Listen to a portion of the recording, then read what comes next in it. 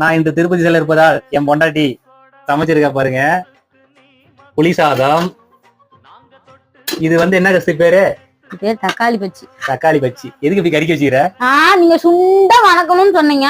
அது வந்து அவன் வேற தூங்கவே இல்லையா, கொஞ்ச நேரம் காரணம் சொல்றேன். சரி ஆமா, தக்காளி பச்சி சப்பாத்தி அவ்வளவுதான்.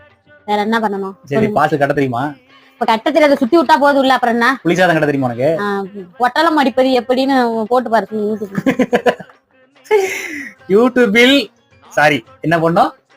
திருப்பதி சிலை இருப்பதால் பொட்டலம் அடிப்பது எப்படி?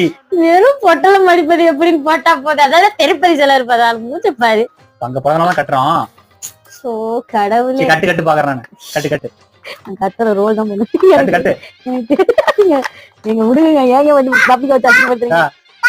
ஏங்க தெரியும் சிரிக்காதேயா. நீங்க தாங்க கட்டணும். சரி இதுக்கு மேல பாத்தீங்கன்னா அவ்வளவுதான்.